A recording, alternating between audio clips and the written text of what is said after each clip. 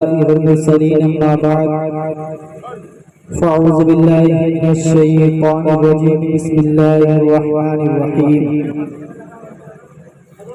يا أيها الذين آمنوا اتقوا الله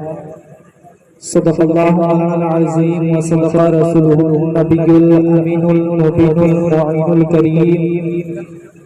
ونحن على ذلك لمن الشاهدين والشاكرين والحمد لله رب العالمين. بعد توحید کے متوالوں اور شمع رسالت کے والوں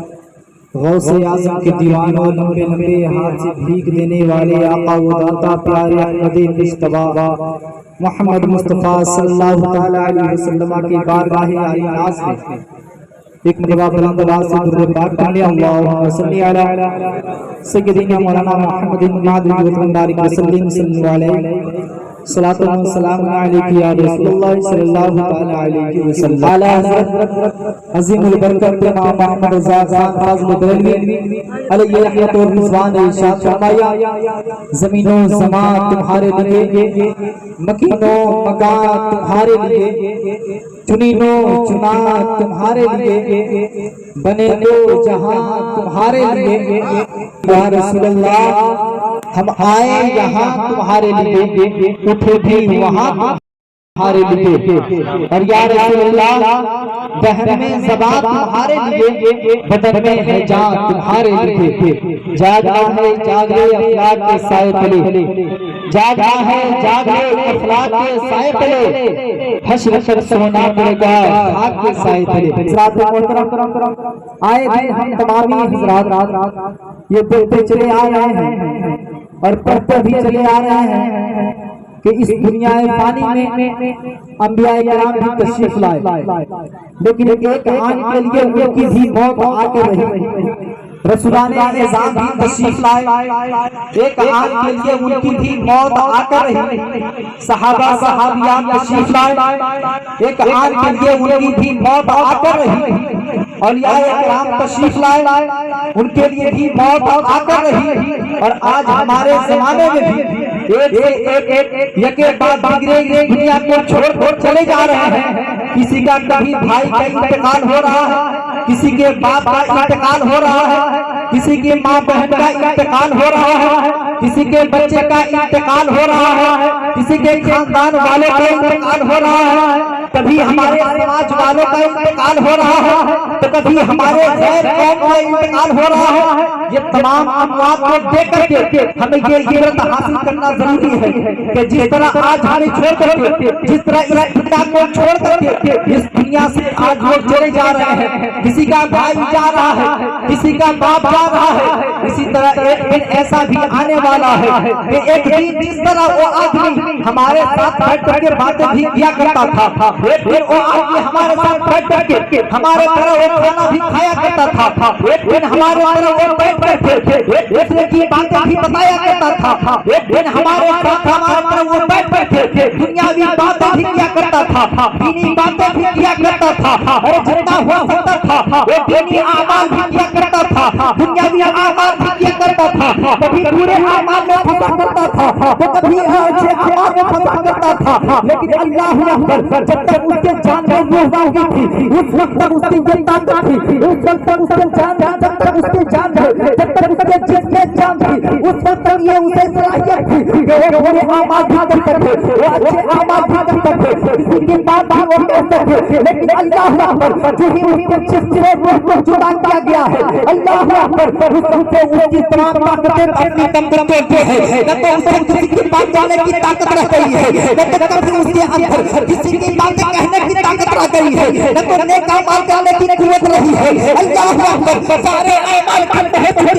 کوئی اعمال کرنے کی طاقت نہیں ہے وہ دوسرے کا محتاج ہے اگر وہ آج اس دنیا کو چھوڑ کر چلا گیا ہے اللہ اکبر آج اس دنیا کے لوگ رہنے والے لوگوں کو کبھی اپنے بھائی کا محتاج ہو رہا ہے کوئی اپنے باپ کا محتاج ہو رہا ہے کہ میرا بھائی زندہ ہے آج میرے مجھے قرآن پڑھا کر بخشوائے گا میری بخشش کی دعا کروائے گا وہ یہ سوچ رہا ہے کہ دنیا میں ہمارا باپ زندہ ہے ہمارا باپ ہمارے لیے بخشش کی دعائیں کرائے گا لیکن اللہ اکبر ذرا سوچ تو صحیح وہ بھی کبھی زندہ تھا हुआ करती है उस वक्त हम ये सोचते हैं ये हमारा मकान है, ये हमारी दुकानें हैं, ये हमारे जमीनों जायदाद है, ये हमारे बाल बच्चे हैं, ये हमारी औलाद है, सब कुछ हम सोचते हुए नजर आते हैं। लेकिन मैं आपको ये भी बताना चाहता हूँ कि क्या कभी आप ये भी सोचते हैं ये जो हमारी जमीन जायदाद है ये भी कभी हम छोड़ कर जाने वाले हैं। कभी हम ये भी सोचते हैं ये जो हमारा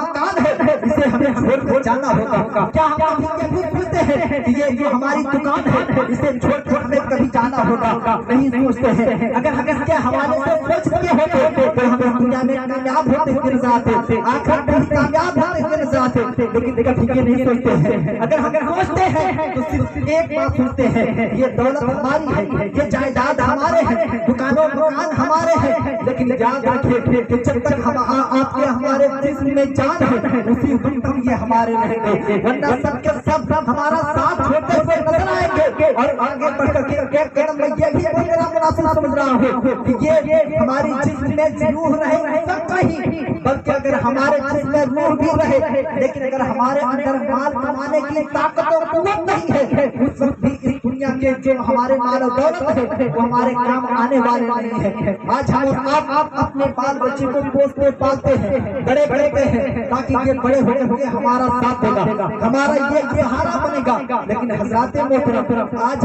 आप हम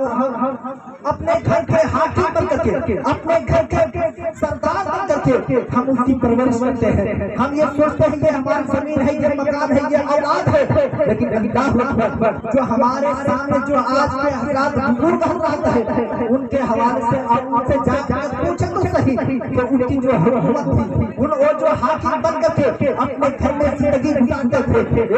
ऐसा भी था उनके बच्चे जब छोटे थे उनसे पूछा करते थे कि अब्बा मैं दुकान जा रहा हूँ, मैं दुकान जाऊँ या नहीं जाऊँ, मैं स्कूल जा रहा हूँ, मैं स्कूल जाऊँ या नहीं जाऊँ, मैं फला जगह पे खेलने जा रहा हूँ, मैं खेलने जाऊँ या नहीं जाऊँ। लेकिन अल्लाह उनसे जो आज के बुढ़ापे के तुम्हारे गुजार रहे हैं उनसे जाकर पूछे तो सही क्या आज भी उनके बच्चे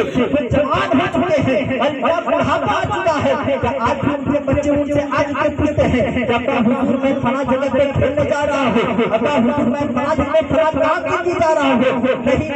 ये हुकूमत है, ये जो सरदारी है चंद के लिए है, जो ये हमारी ताकत है उस वक्त के लिए है, लेकिन जो ये हमारी ताकत खत्म हो जाएगी, तमाम सरदारी भी खत्म हो जाएगी, ये जो ये तो हुकूमत हम कर रहे हैं सारे हकीकत हमारी खत्म हो जाएगी। और जो हमारे नौजवान भाई हैं मैं उनसे भी कहना चाहता हूँ जिस तरह नौजवानी के उम्र में भी सब कुछ हम समझ लेते हैं ये दुनिया हमारी है, जमीन और जायदाद हमारे हैं, ये माँ बाप हमारे कब्जे में है, ये हमारी औलाद हमारे कब्जे में है।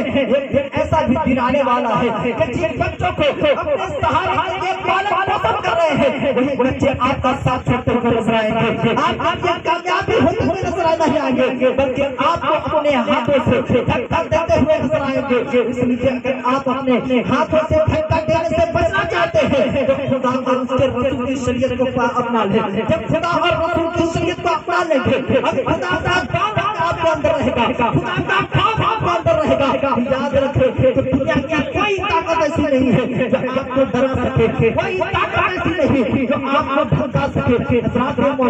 इसलिए सबसे पहली फुर्सत में अगर हमें होना चाहिए तो खुदा का खौफ होना चाहिए। जब हम खुदा का खौफ ना लेंगे तो फिर दुनिया की कोई खौफ में डरा नहीं सकती है, दुनिया की कोई ताकत हमारे सामने दम तोड़ सकती है। हज़रात मोहतरम अगर खुदा को राज़ी कर लेंगे, खुदा का खौफ कर लेंगे, रसूलुल्लाह को राज़ी कर लेंगे, रसूलुल्लाह की शरीयत पे अमल कर लेंगे, याद रखिए दुनिया भी कामयाब होती हुई नजर आएगी और आखिरत भी कामयाब होती हुई नजर आएगी।